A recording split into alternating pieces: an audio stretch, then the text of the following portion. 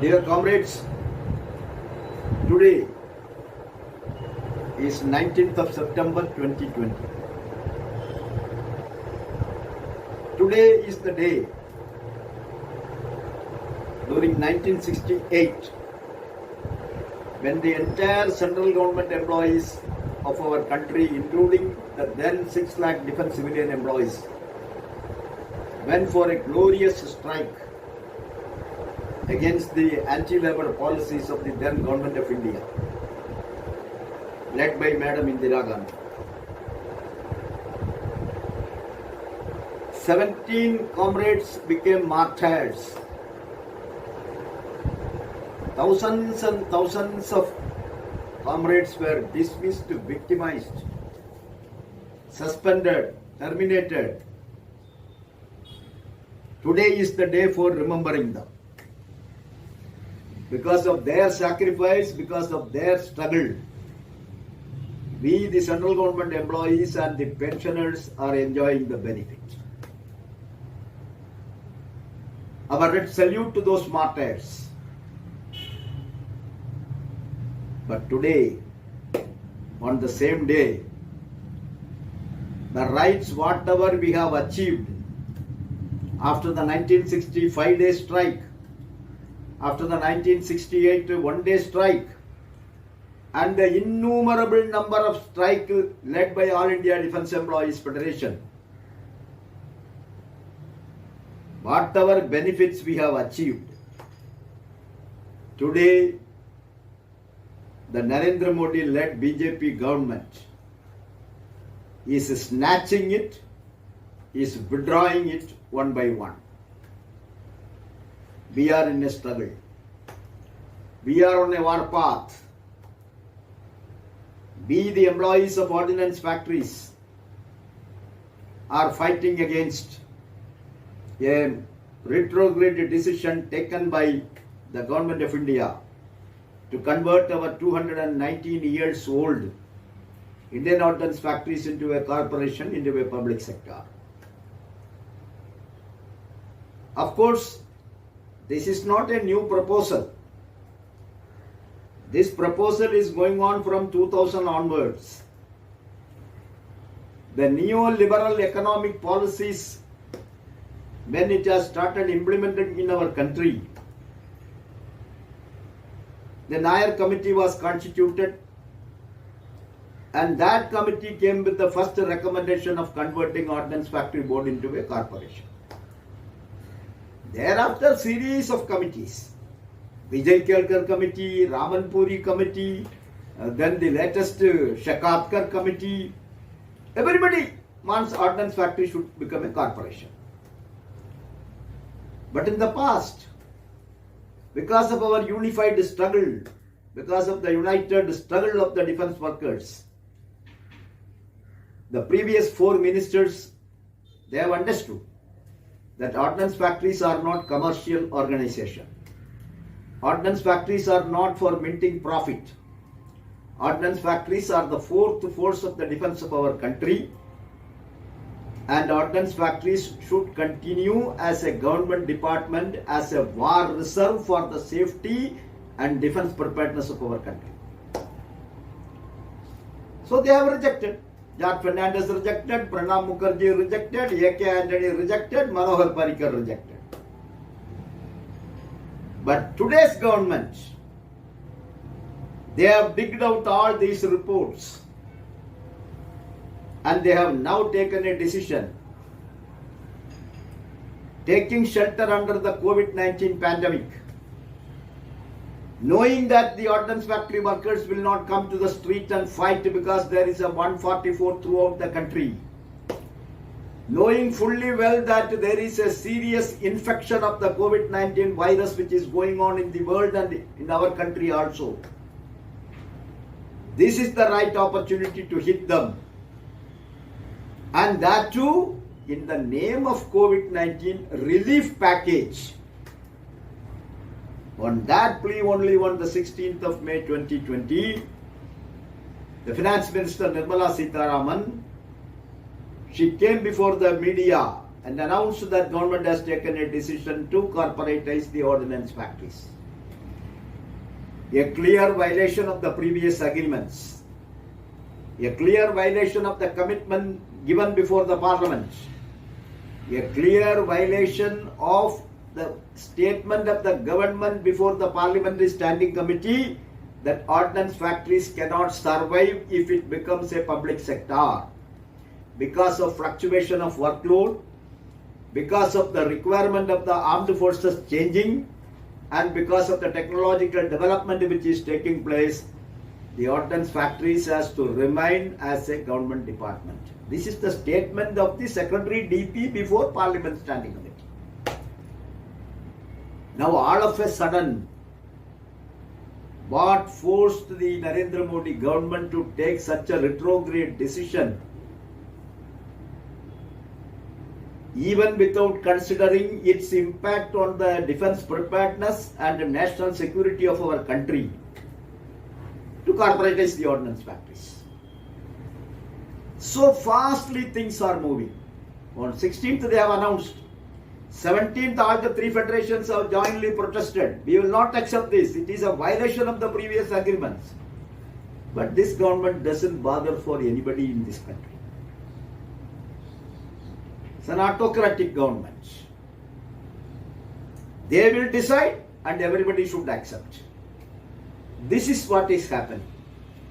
Whether it is in the case of railways, whether it is in the case of LIC, whether it is in the case of BPCL, whether it is in the case of Air India, airport, they are bent upon to sell all the national assets to Ambanis, Adanis and other corporates.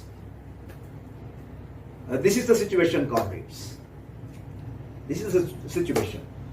So they thought ordnance factories also can also be sold like that.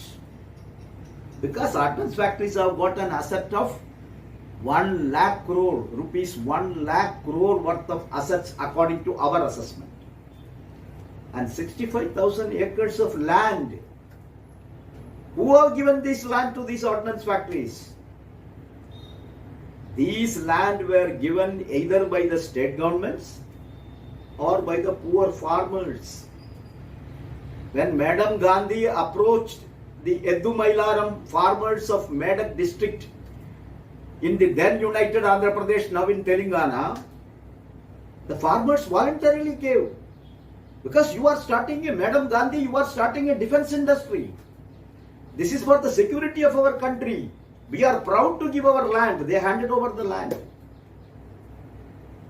But at that time, if the farmers of Edumailaram was knowing that a day will come when Modi ji will become the Prime Minister and he will start selling one by one, including the ordnance factories, then the farmer definitely, he must have taken a position that, no, sorry, I will not give my land to you. Why should I give my land which was given to me by my forefather, great-grandfather? Why should I give to you? They have given because Madam Gandhi told, I am going to construct a ordnance factory here. This is not the case of Medak. This is the case of all factories. Ordnance factory, Badumal. How many villages have gone? And the villagers have voluntarily given their land. You take the land and construct an ordnance factory. So the land is given by whom? Either by the state governments or by the farmers. 65,000 acre land. And government simply want to list it in the share market and sell it. How can we accept this? How can we accept this? And that is why the 80,000 strong workforce of the ordnance factories are vehemently opposing this. All the federations and associations, unions, all have come together under one platform to save the Indian ordnance factories. It's a history in the trade union, it's a record in the trade union history of our country. Only one demand. No economical demand. Only one demand. Save the industry. Save ordnance factories. All have come together. Now what government is doing? We have got our own doubts. whether the bureaucrats sitting in the South Block, Delhi, have properly briefed the Raksha Mantri and the Pradhan Mantri, whether they have briefed about the previous agreements, about the previous assurance before the Parliament, even their own statement before the Parliamentary Standing Committee that ordnance factories are not commercial organizations. Have they ever done it? They have not done it. And government is bulldozing. And instead of calling the federations, negotiating with them, listening to them, and then agreeing for the demand. We are not asking any financial demand from you. We are not asking promotion. We are not asking our pay scale revision. We are not asking anything. We are not asking any extra allowance, nothing. We are only telling this, if the government is concerned with the national security and defense preparedness, please don't corporatize. Because corporatization is the first step for privatization.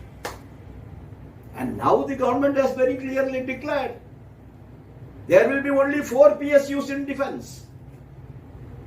There are already 9 PSUs like HAL, BEL, BEML and all.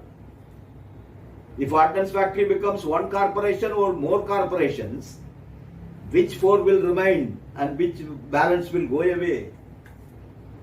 And ordnance factories will be the major victim. So knowingly that we are going to be finished, why the ordnance factory employees and their trade unions and federations should accept the corporatization? Government is trying to somehow convince them and bring them in line so that they will accept corporatization.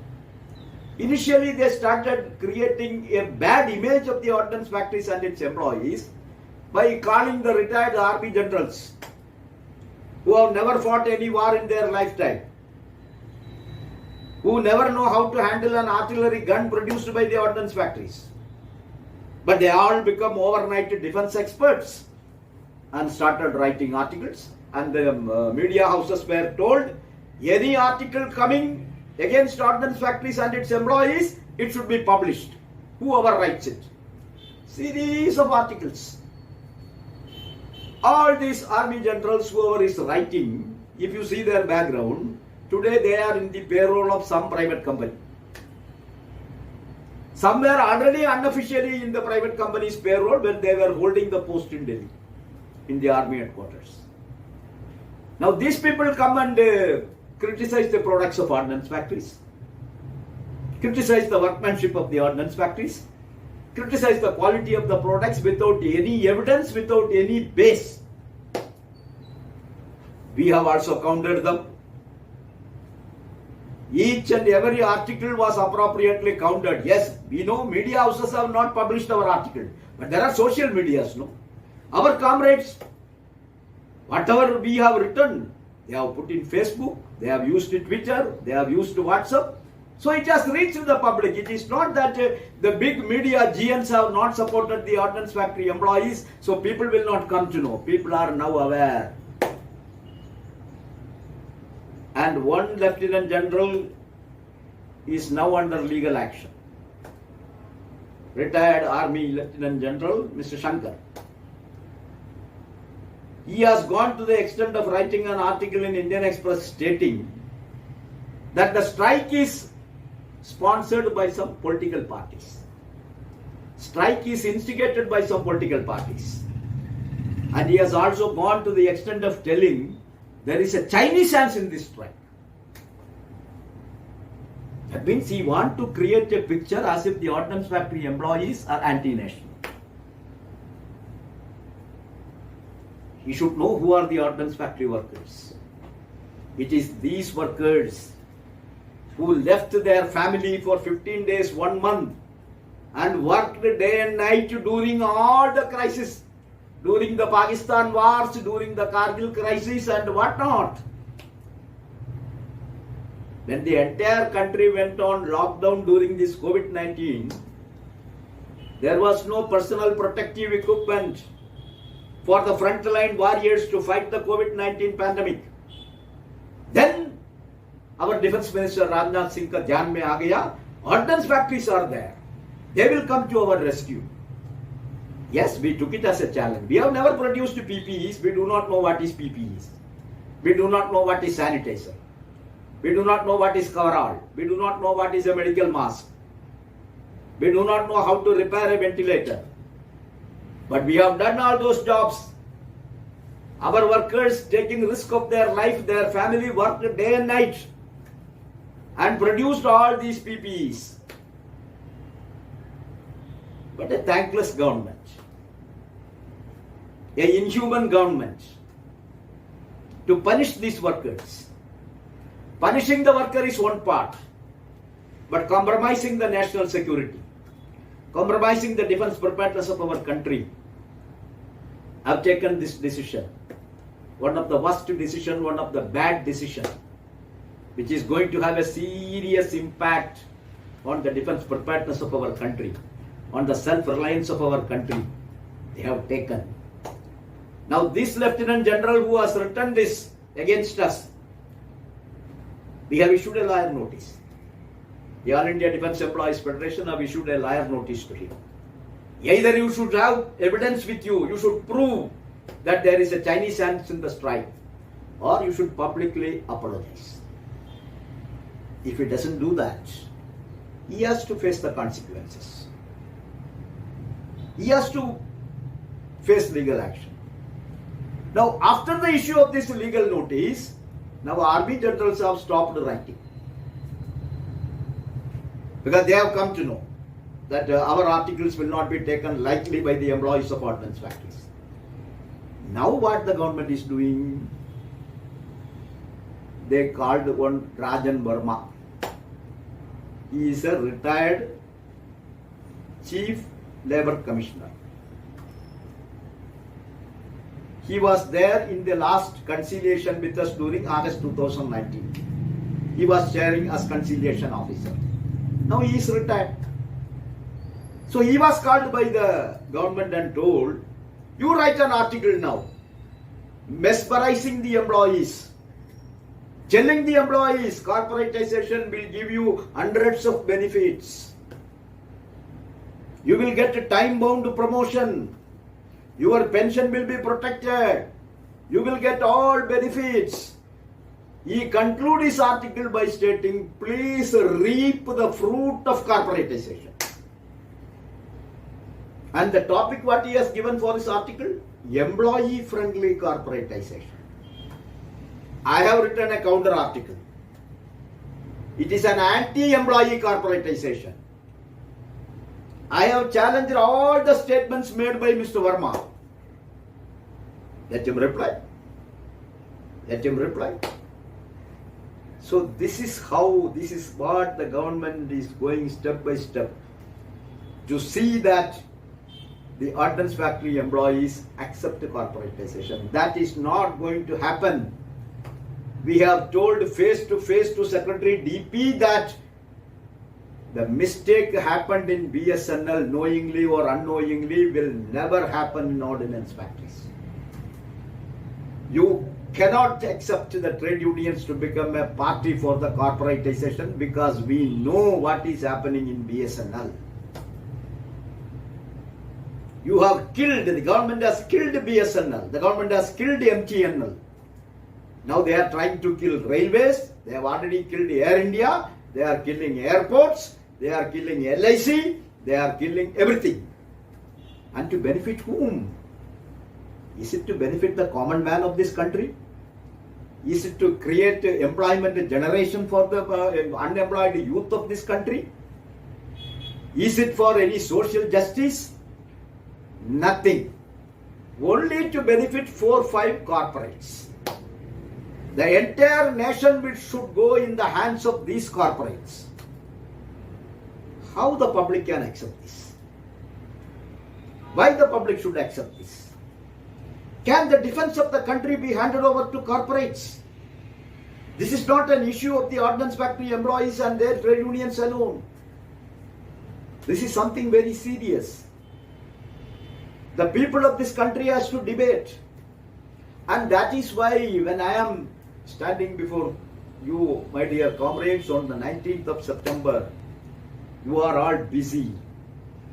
Our trade union leaders are all busy throughout the country in approaching political leaders, in approaching parliament members, garnering support for our struggle.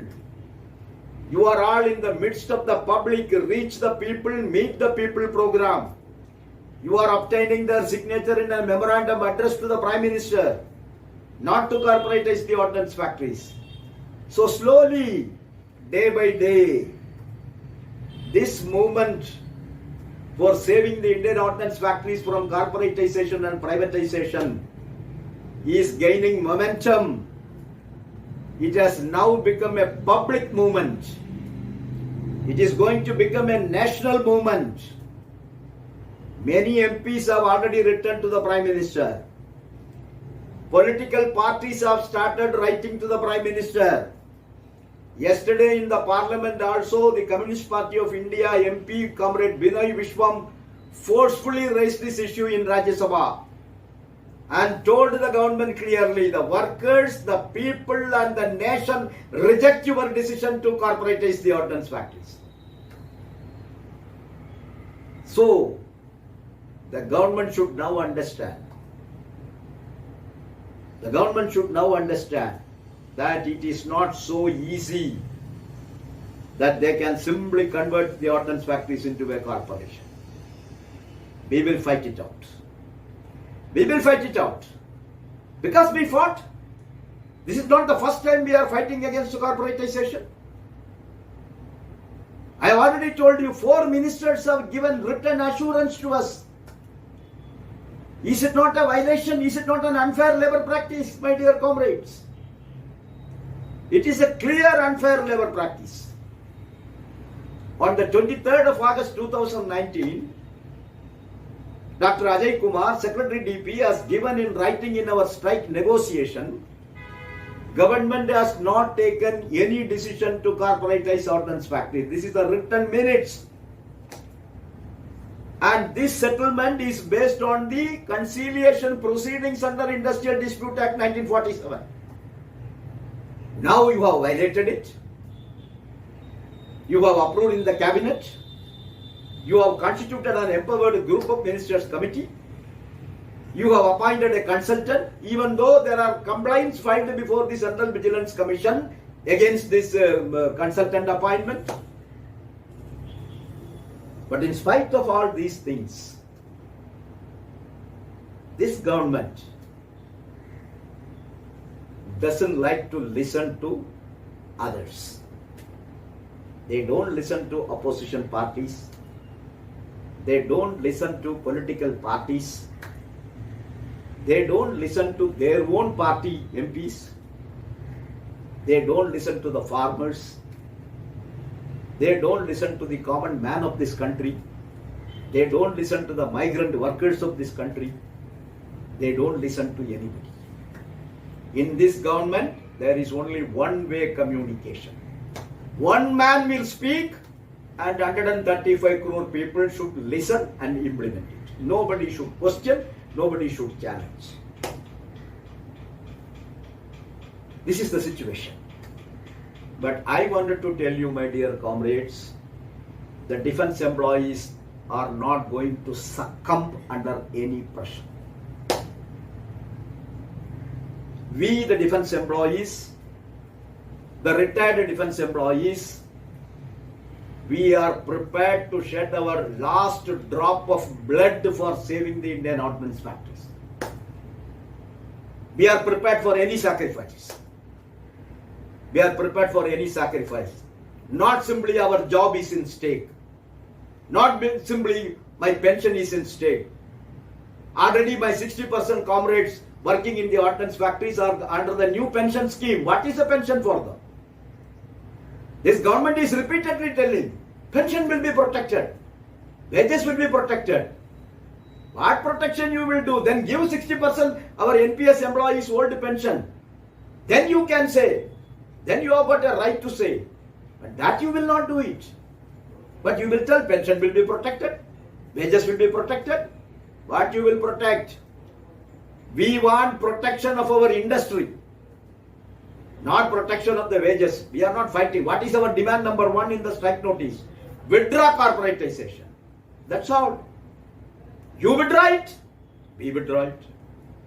You don't withdraw, then you expect we should withdraw. How is it possible? After all, even today, India is a democratic country. There is a constitutional right given to me as a worker to use the last weapon of strike if my demands are not fulfilled. That is what we are doing. That is what we are doing. It is not that simply we have decided for an indefinite strike. After all remedies we have tried, all the channels we have approached, including the Parliamentary Standing Committee of Defence,